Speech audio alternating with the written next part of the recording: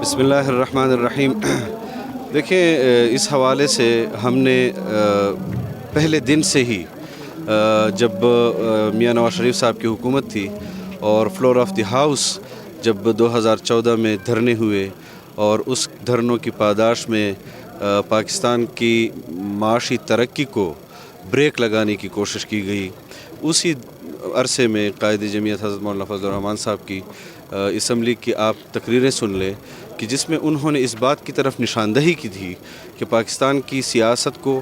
یرغمال بنانے کی کوشش کی جا رہی ہے، پاکستان کی معاشی ترقی کو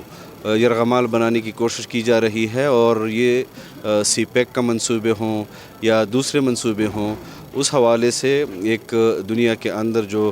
معاشی جنگ ہے اس میں پاکستان میں ان لوگوں کو انسٹال کیا جا رہا ہے جو سی پیک منصوبہ ان کے سب سے پہلے ٹارگٹ میں ہے کہ اس کو بند کریں گے، اور اسی طرح ہوا کہ انہوں نے اس پر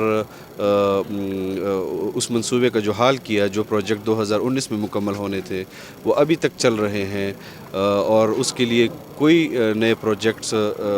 نہیں لانچ کیے جا رہے کہ ان سی پیک کے پروجیکٹ کو تکمیل کی طرف لے جانے کی کوئی سائی بھی نظر آ رہی ہو پاکستان کے اندر، اور پاکستان کو مزید قرضوں میں ڈبویا جا رہا ہے۔ ایسے قرضے لیے جا رہے ہیں کہ جو پاکستان دنیا کی تاریخ میں اس کی مثال نہیں ملتی،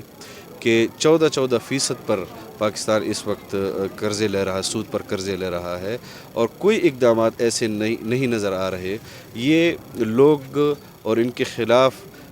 قوم کو آگاہ کرنا یہ جمعیت علماء کا ایک حق تھا، اور وہ جمعیت علماء ادا کر چکی ہے، اور آج بھی انہی لوگوں کے خلاف اگر میدان عمل میں کوئی ہے تو وہ جمعیت علماء ہے۔ 23 مارچ کو جو اسلام آباد کی طرف قوم کا مارچ ہوگا وہ مہنگائی مارچ کے نام سے ہی ہے، اور اس کے لیے پورے ملک سے اس وقت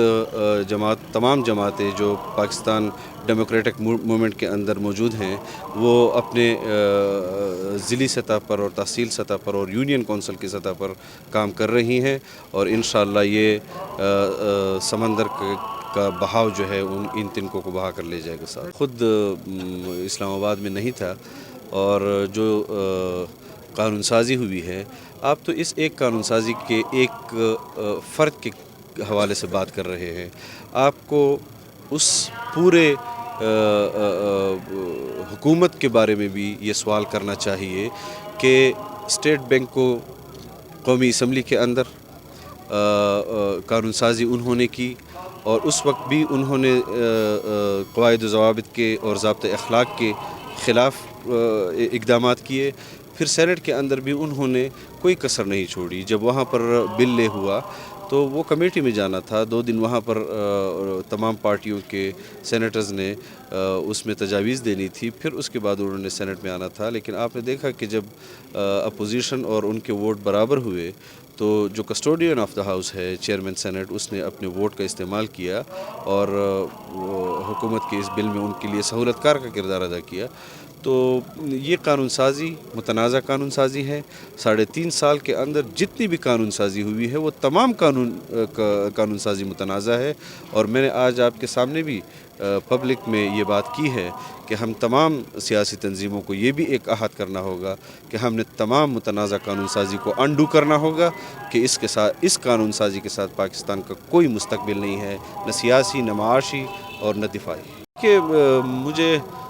میں بھی آپ کی طرح کل اخبار میں ہی پڑھا ہے کہ کوئی رابطہ ہوا ہے کسی سطح پر، سیاسی جماعتوں کے اندر رابطے ہوتے ہیں، اور عوام کے حقوق کے تحفظ کے لیے